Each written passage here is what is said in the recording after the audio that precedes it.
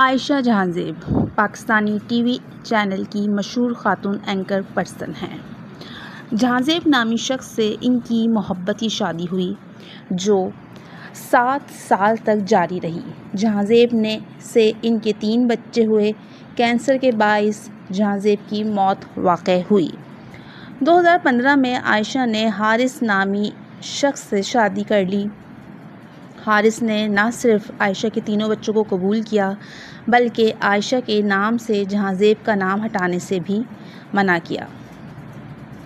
سال پہلے عائشہ کی ایک ویڈیو وائرل ہوئی جس میں وہ کسی نہر کنارے بڑے خوشگوار موڈ میں اپنے شوہر حارث کے پاؤں دھو رہی تھیں۔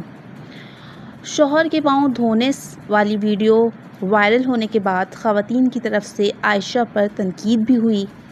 تب پہلی بار عائشہ نے اپنی نجی اور ازواجی زندگی کے بارے میں میڈیا پر بات کی اور بتایا کہ جہانزیب کی موت کے بعد کس طرح انہوں نے مشکل وقت گزارا، پھر حارث نے کس طرح انہیں سہارا دیا۔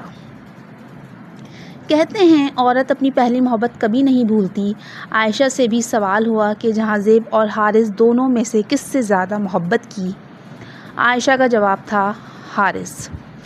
آج اسی حارث نے عائشہ کو تشدد کا نشانہ بنا ڈالا، اس کے چہرے کو نوچا، اس کے بال کھینچے، تھپڑ مارے، لاتوں اور گھوسوں سے مار پیٹ کی، کپڑے پھاڑے، گالم گلوچ کیا اور گھسیٹ کر گھر سے باہر کیا۔ عائشہ پر تشدد کی خبر اس وقت میڈیا کی سب سے بڑی خبر ہے۔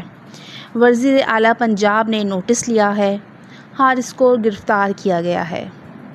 عائشہ کی طرف سے درج ذیل FIR پڑھنے کے بعد مجھے حیرت ہوئی ہے کہ عائشہ نے الزامات لگائے ہیں کہ ان کا شوہر شروع ہی سے سخت مزاج، بد مزاج اور شکی مزاج تھا، لیکن عائشہ آپ تو اپنے ٹی وی انٹرویوز میں اسے فرشتہ بنا کر پیش کر رہی تھیں، مطلب تب آپ غلط بیانی کر رہی تھیں۔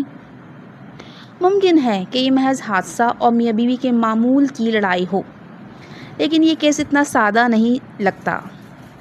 پچھلے دنوں ساحل ادیم کی طرف سے 95% خواتین کو جاہل کہنے کا واقعہ بھی عائشہ جہانزیب کی میزبانی والے شو میں پیش آیا تھا، جس کے بعد خواتین کی مظلومیت کا کارڈ کھیلا گیا۔ بعد میں پتہ چلا کہ پلانٹڈ شو تھا۔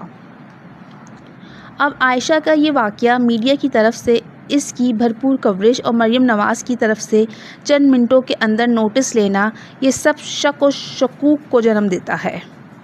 پاکستان میں خواتین کی سپریمیسی اور شوہروں سے آزادی کو لے کر بہت ساری NGOs کام کر رہی ہیں۔ اس ملک میں کچھ بھی ممکن ہے۔